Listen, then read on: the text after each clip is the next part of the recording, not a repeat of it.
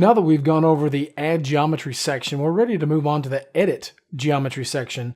We previously looked at the brush tool early on, but I'm going to cover it very quickly once more. If I right-click and drag left and right, I can increase my brush size. You can use it as a move tool. Even without snapping, you can move it in 3D space. And this is very helpful whenever you want to fix any snapping errors. I'm going to undo. And you can also smooth as well by holding down the Shift key. You can see the green profile in the center of your brush. If you right-click and drag up and down, you can increase or decrease the smoothing level. So let's hold down the Shift key and brush here.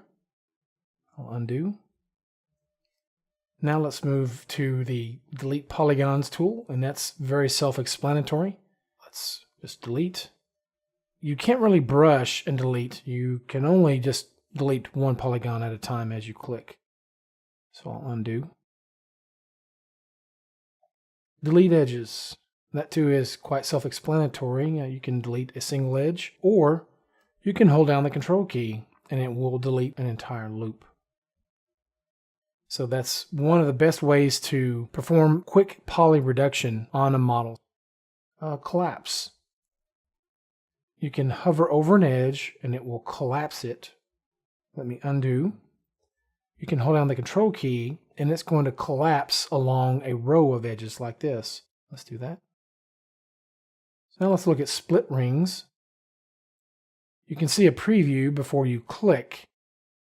You can also hit the space bar if you want to be a bit more precise.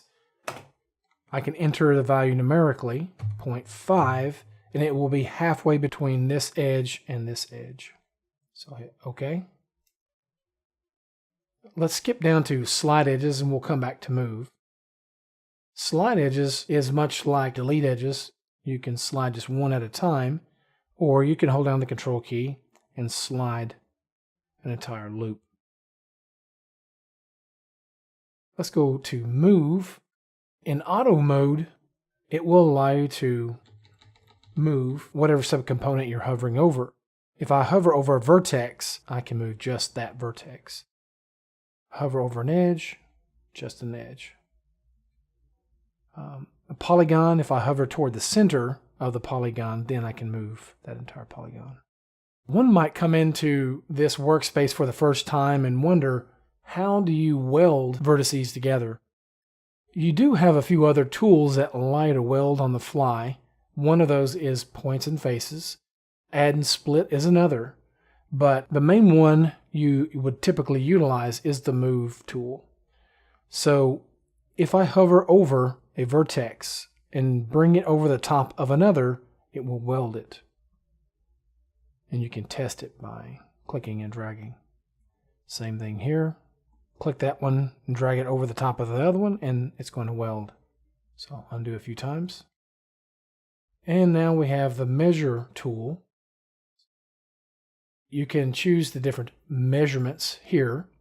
You can also change the number of digits after the comma. So let's lay down a line, hit escape. And this digits after comma affects the number of digits here. Constraints, by default it has none, so you can move it in any direction. I'll hit escape to drop that. You can make it align to X, Y, and Z. So no matter where I move my mouse, I can only make it align along an axis. I hit escape. If you want it to be a very specific axis, you could check that here. Okay, now I can't move it up and down or any other direction. Let's clear these two, and you can constrain it along a specific plane, X, Y plane, X and Z, and so on. You can also constrain it in screen space. Use distance snapping. With that checked, you can enter a value. Let's try 20. Hit OK.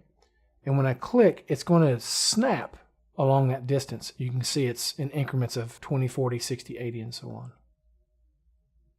Escape, Let's use no constraints. If you shift click on the endpoint, you can continue creating or building off that line. Okay, so I'll hit escape to drop the initial completion of it. Clear. And once you've made a set of measurements, if you want to be able to come back to it, you can save and reload later. You can also make the measurement tool visible while you use other tools if you check here.